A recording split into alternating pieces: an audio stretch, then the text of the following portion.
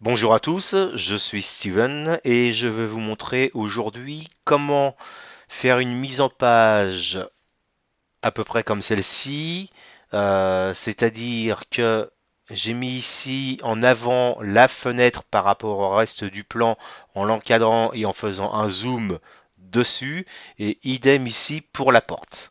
Et le reste du plan il est grisé pour qu'on puisse bien mettre en relief la porte ici et la fenêtre. Donc nous allons voir comment faire ce genre de choses sur AutoCAD. Alors, dans un premier temps, nous allons travailler en STB, c'est-à-dire on va gérer les styles de tracé, on va imprimer avec les styles de tracé nommés et non pas en CTB avec la gestion des styles de tracé par couleur. Ici, j'ai créé un calque Fmult. Donc le calque Fmult, c'est le calque sur lequel je dessine les fenêtres de présentation. On a tendance souvent, lorsqu'on ne veut pas imprimer ce calque, à ici interdire l'impression. Bien en fait, pas dans ce cas. Là, je vais laisser l'impression. Toutefois, ici, j'ai assigné à ce calque un style de tracé non-imp pour non imprimable. Alors, si je vais dans l'éditeur ici de mon style de tracé, vous voyez STB. Je vais dans la vue de la feuille, vous voyez que j'ai créé plusieurs styles de tracé. Donc je ne vais pas m'attarder ici comment créer un style de tracé nommé, hein. Euh, on verra ça un peu plus tard. Quoi qu'il en soit, ici, j'ai créé ici donc un style de tracé non imprimable et j'ai demandé à ce que la projection elle soit à 0. Pourquoi? Parce qu'en fait, ici, vous voyez que j'ai des styles de tracé pour dessiner à différentes épaisseurs. Et ici, la projection est à 100. Donc, ça s'imprimera correctement. Là, je souhaite que mon style de tracé nommé ne s'imprime pas. Donc, la projection est à 0.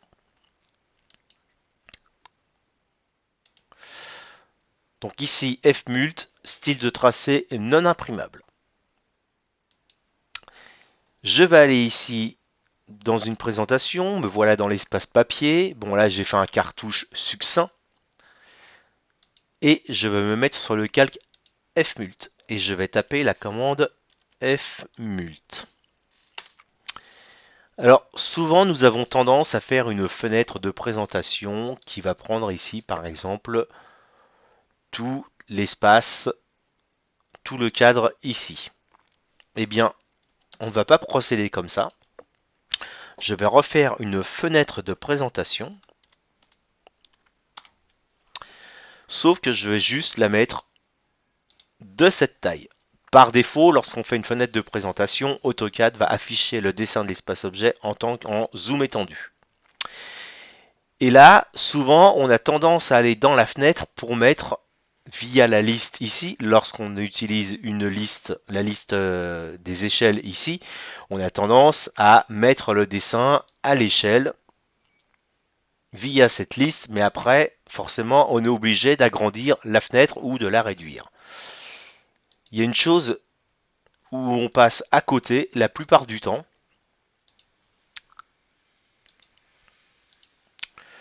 On passe souvent à côté d'une chose, c'est que lorsqu'on sélectionne une fenêtre de présentation, pardon, eh bien, plutôt que d'aller dans la liste ici des échelles, nous avons donc ici, et ça je l'avais expliqué dans une autre vidéo sur ma chaîne, ici il y a une petite flèche bleue. Lorsqu'on clique dessus, on a accès à la liste qu'on retrouve ici.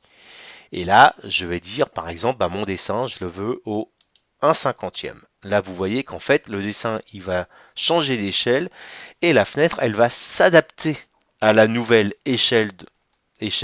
Elle ne va pas être trop grande ou trop petite, hein. Vous voyez, si ici je décide de me mettre au centième, la fenêtre va suivre. Donc ça, c'est quand même assez pratique.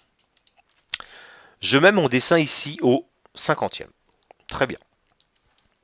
Si je fais un aperçu, vous voyez que la fenêtre ne s'imprime pas, étant donné qu'elle est avec le style de tracé non imprimable. Je vais ici refaire une autre fenêtre là.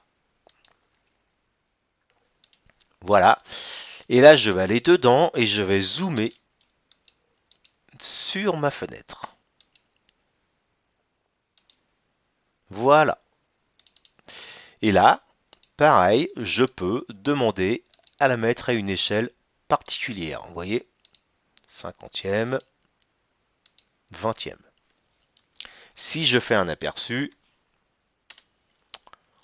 on ne voit pas non plus ici la fenêtre de présentation, mais moi je souhaite la voir ici.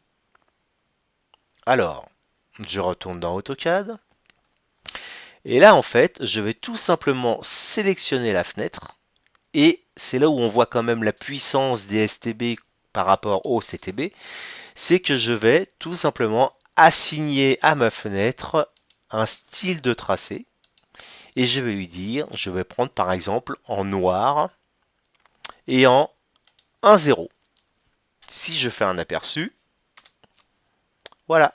On peut voir qu'ici, la fenêtre de présentation va s'imprimer et en plus, avec un stylo d'une épaisseur de 1,0. Je vais faire la même chose ici pour la porte, hein, comme sur le PDF, là. Je refais ici une autre fenêtre. Voilà. Et pareil, je vais zoomer sur la porte. Voilà. Et je vais demander dans cette fenêtre à voir l'attribut de la porte. Je fais un aperçu. Donc là, on peut voir que la fenêtre, bah oui, parce que par défaut, j'ai demandé à ce que les fenêtres de présentation ne s'impriment pas. Donc, ici, je vais assigner le même style de tracé que la fenêtre précédente, que celle-ci. On refait un aperçu. Donc là, on est OK. Maintenant, je souhaiterais ici faire un encart sur la fenêtre ici pour faire une espèce de loupe là avec une ligne de repère et idem pour la porte. Je vais venir ici, je vais changer de calque, je vais me mettre sur le calque celui-ci et là je vais faire un rectangle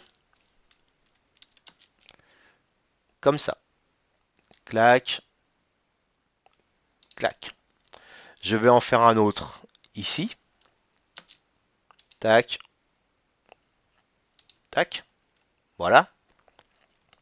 Alors on peut le réduire, hein, on peut faire en sorte qu'il soit un peu plus carré si on veut. Bon, ça après, hein, c'est propre à chacun. Voilà.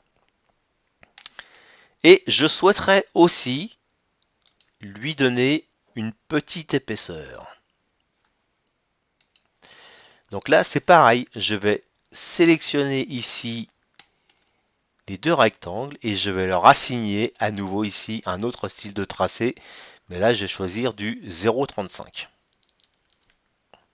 Voilà, ce qui fait que là, vous voyez que si je fais un aperçu, vous voyez qu'il y a une petite épaisseur. Et maintenant, ici, pour dessiner les lignes de repère, je vais venir ici. Alors là, pour que ce soit un peu plus sympa, je vais faire dans un premier temps une ligne comme ça, puis je vais déplacer ça pour l'accès.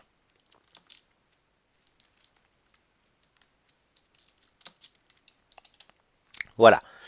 Maintenant, je vais lancer la commande polyligne. Je vais partir de là. Je vais aller chercher l'option largeur. Je vais dire largeur de départ 0, largeur de fin 1. Et je vais venir m'accrocher ici. Je vais faire exactement la même chose là. Polyligne. Largeur de départ. D'abord je clique le départ de ma polyligne. Largeur de départ, donc largeur de départ 0, largeur de fin 1. Et je viens cliquer au milieu ici. Voilà. Si je fais un aperçu, voici ce que ça donne. Donc déjà, on commence à se rapprocher de cette présentation. Maintenant, je souhaite, bien justement, mettre en relief ici ma fenêtre et ma porte et griser le reste du plan. Eh bien, c'est très simple. Nous allons faire une polyligne qui va commencer ici. Attention, on va remodifier la largeur de celle-ci. Ensuite, on va demander à ce qu'on soit perpendiculaire à mon cadre. On va contourner le cadre. On va se mettre perpendiculaire à mon mur et on va ensuite finir le contour tranquillement de la polyligne. Ensuite, je vais lancer la commande hachure en prenant soin ici de choisir des points et je vais cliquer à l'intérieur. Je sélectionne ensuite la hachure solide et je vais lui donner une transparence. Voilà, alors à vous de choisir l'intensité, enfin la transparence que vous souhaitez donner. Voilà, on peut faire un aperçu. Bon, bah ça m'a l'air pas mal, sauf que ici, dans la fenêtre ici, je vais aller à l'intérieur de ma fenêtre et je vais demander à geler les cotes. Voilà, je reviens dans l'espace papier. Un petit aperçu. Bon, bah ça a l'air pas mal ça. Je vais fermer ici le PDF. Je relance la commande. On prend soin ici de choisir son style de tracé STB. OK.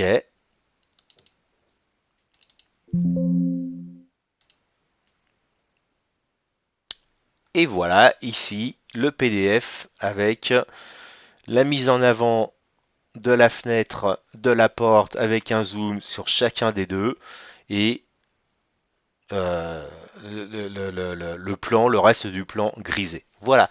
Eh bien, j'espère que cette astuce vous conviendra et qu'elle vous servira pour plus tard faire des mises en page sur vos plans.